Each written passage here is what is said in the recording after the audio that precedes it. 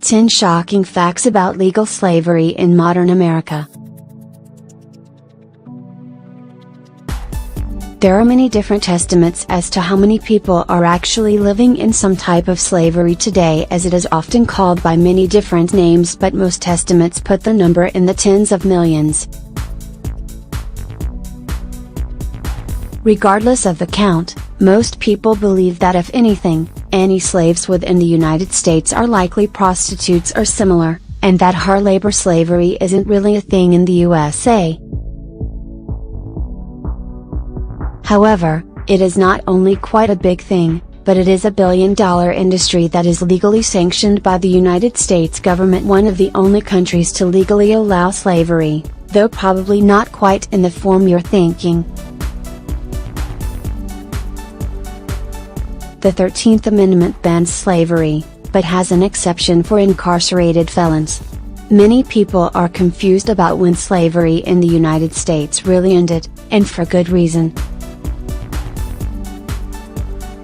Some history books and teachers confuse children into thinking that the Emancipation Proclamation freed all of the slaves, but it actually only freed slaves that were within the states that were rebelling. So, not long after the United States passed the 13th Amendment, which officially outlawed slavery. However, the truth is that this amendment left a loophole a mile wide that was almost certainly meant to be and was exploited from the very start. See, the amendment is quite clear that in most cases you cannot enslave someone and make them labor for free except if the individual has been convicted and is serving time for a crime. In other words, slavery was illegal, except for incarcerated prisoners. Considering that in the Old South, free black men were often tried and convicted or even lynched for crimes like whistling at a white woman, it was very easy to quickly throw a lot of the recently freed black men back into legal slavery and force them once again to work for nothing, and be abused with no legal recourse. To this day, no real efforts have been made to change this amendment, and the powerful forces of the for-profit prison industries would certainly put up great resistance if anyone were to try.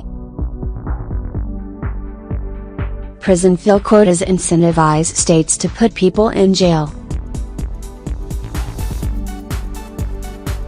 If you ask many people, they will tell you that jails are supposed to help rehabilitate people in order to eventually make their way properly in civilian life. However, it is probably also clear to most people that the current system isn't working, because our prison recidivism rate is horrific.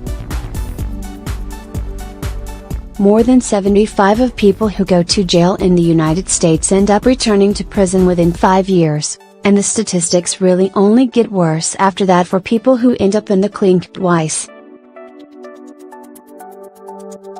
The problem is that while the public prison systems that don't really exist for profit actually do want prisoners to rehabilitate, they often use the same general systems as the private, for-profit prisons.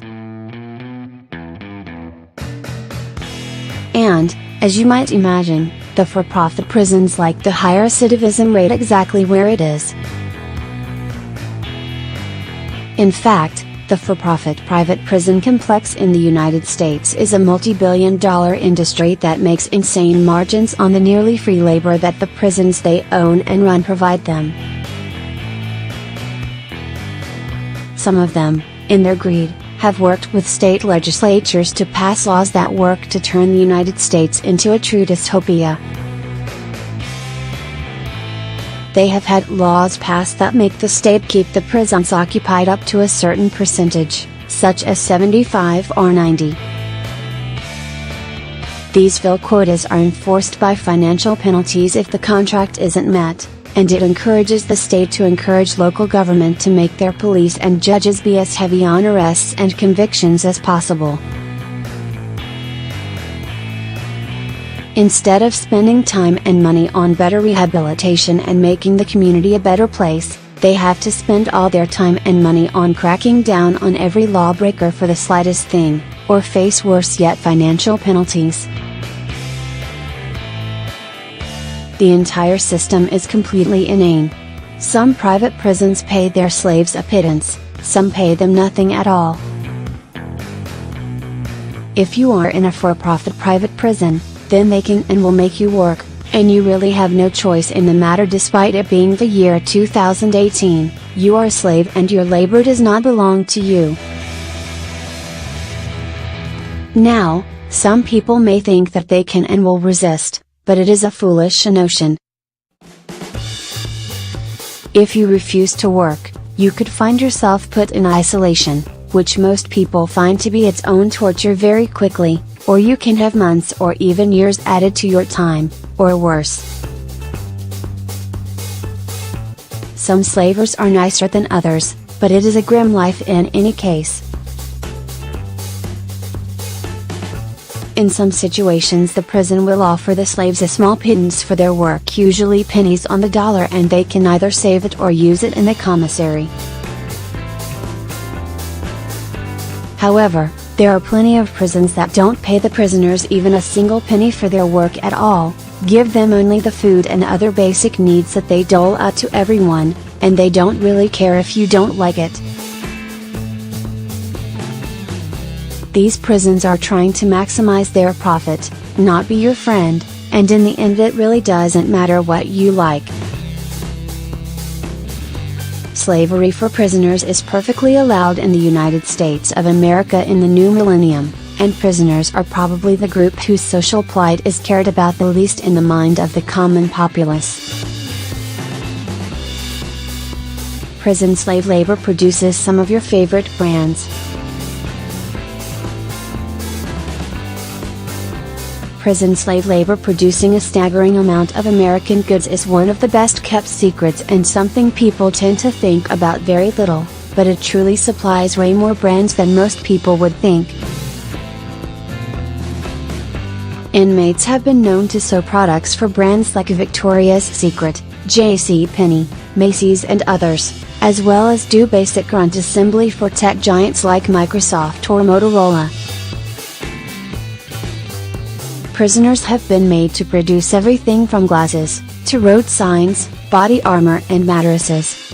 If you need cheap labor to assemble or sew things, prison labor costs next to nothing at all and the employees cannot quit or say no. Many people were aware that prisoners made things like license plates, but the sheer scope of what they make is breathtaking. In many ways, their cheap labor helps keep America running as comfortably as it does. With corporations able to call on cheap and legal slave labor in their own country, they can keep costs down for the end consumer. Now this doesn't mean there is no benefit at all, as the prisoners often still get paid a little something, but sometimes the skills they learn are dubious at best in terms of helping them on the outside, and the recidivism rates mean they are likely to end up returning anyway. There is no motivation to significantly decrease prison recidivism rates. One of the biggest issues in criminal justice in the United States is prison recidivism. For those of you not familiar with the term, this is a measure of likelihood of the return to prison of an individual who recently left, and the rates in the United States are shockingly high. The last formal review of prison statistics followed the release of over 400,000 prisoners released in 2005, and the rates it found were horrific. Within 3 years of release 67.8% of prisoners were back in the system, and within 5 years, it was up to 76.6%, even worse, more than half of these people were actually back in jail within the very first year. Now, there are some people out there trying to find a way to fix this, but there is little real motivation to do so. Many of the prisons in the United States are run for profit by private companies, as we have mentioned, and they have no interest in spending money on making prisoners less likely to come right back into their arms. Quite the opposite, actually.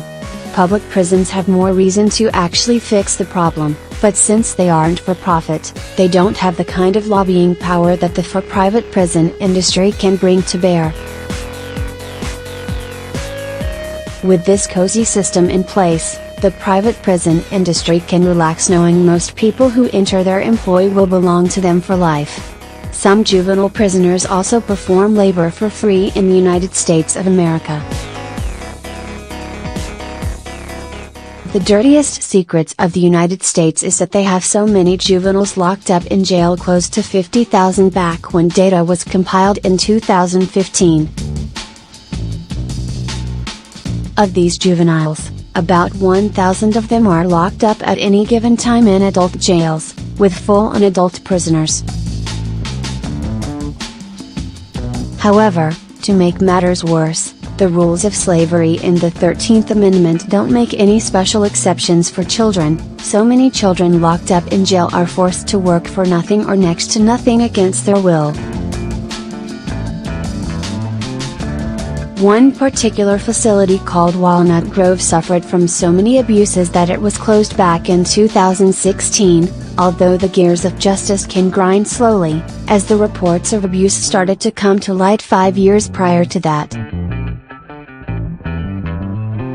This particular jail was basically run by a bunch of various gangs in collusion with the guards, and was a very rare jail in that it housed juvenile and adult offenders together. The operators of the prison were so concerned with simply getting as much profit as possible out of the free labor locked up under their control, that they let the actions of the guards and the gangs get entirely out of hand in pursuit of money.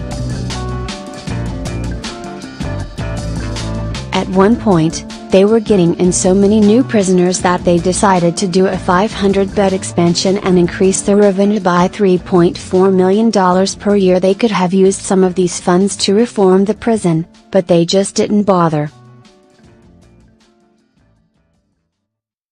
While this particular prison may be an egregious example of abuse, there are tens of thousands more juvenile prisoners in the United States. Almost 75 of them are locked up for nonviolent crimes, and many have to work against their will for almost nothing. It's not uncommon to increase your sentence in prison by doing someone else's time. Another way that many prisoners increase their time enslaved to the big prison corporations happens while they are at prison, and keeps some from ever getting a chance to leave and play the recidivism game in the first place. This is called doing someone else's time, and it often happens when young and vulnerable prisoners get caught up with gangs. This can especially be tricky for those who did come in with non-violent offenses, because they are less likely to know how to avoid being exploited or bullied by those who did end up in prison for more intimidating reasons. The prisoners will join the gangs for protection, both from other gangs and from the gang they are joining, and try to play the game in order to avoid any serious trouble while locked up. However, while it can be hard to avoid joining a gang, it can also be incredibly hazardous to your future freedom if you do. Gangs will often force members to do things for them, sometimes as simple as carrying notes, but it can get increasingly illegal and likely to land you in hot water and increase jail time. As you do more tasks, you may be pressured into committing acts of violence for a more powerful gang member, forcing you to take the extra prison time and responsibility for his hit. This will increase your value to the gang and make them think you're very loyal, but it will now be even harder to ever get out of the gang, and you may never find your way out of prison again. Many abuses are common, but people simply cannot get that worked up about prisoners. Prisons are full of abuses and the prisoners have little to no legal recourse. While the Constitution does say no to cruel and unusual punishment, this is very much open to interpretation, and no one really expects prisoners to be comfortable or to be having a good time. They are there to be corrected after all, and in many people's eyes they are to be punished. This makes it difficult to make people care about the issues of prison slave labor, or any kind of bad things that happen to people while they are locked up. It is a common trope in every kind of popular media imaginable that you will potentially be raped in prison, forced to join a gang, or both, but the average person seems to care very little about doing anything about it. Not long ago, it surfaced that women in Arizona State Prison were finding it pretty much impossible to get enough tampons and pads. The amount they were rationed was simply not even close to enough for their periods, and with a starting base pay of about 15 cents an hour, buying more in the commissary was not really realistic either. Before long, a bill started to make its way through the House, to end the abuse and make sure that female prisoners had that one, simple, basic human dignity until a male legislator killed the bill, and then everyone forgot about it. People also forget about the inmates left behind in New Orleans during Hurricane Katrina, and Sheriff Joe Arpaio made prisoners wear pink underwear, arguably cruel and unusual punishment, and kept them in a prison tent city in over 100-degree heat. Despite all of these abuses, and many others like them, the average person simply cannot get that upset about people locked up for committing crimes. The population of for-profit prison slaves is mostly African American and Hispanic. Many people hear about how there are an incredible amount of African Americans in prison, and are shocked by the sheer numbers. However, some people try to downplay the numbers, suggesting that while there is a higher percentage of black people in prison, that there are still more white people overall. This, unfortunately, is actually not true at all. At last count, it was 33 African American, 30 white, and 23 Hispanic. This means that there is not only a higher percentage of the black population in prison than any other race, there is also a higher raw number in prison as well. To make matters worse, even if the number of African American prisoners dropped a bit and they were no longer the highest sheer number of people in prison when it comes to race, they would still be disproportionately hit based on the percentage of the population that is African American, about 12. Considering that many poor communities in the nation are mostly black communities, and how hard it can be for a poor community to become anything more, this unfortunate problem is not likely to go away anytime soon. Like any issue, actively trying to deal with the root cause is the only way to truly bring about real change. Above all, the poor are affected more than any others across all demographics.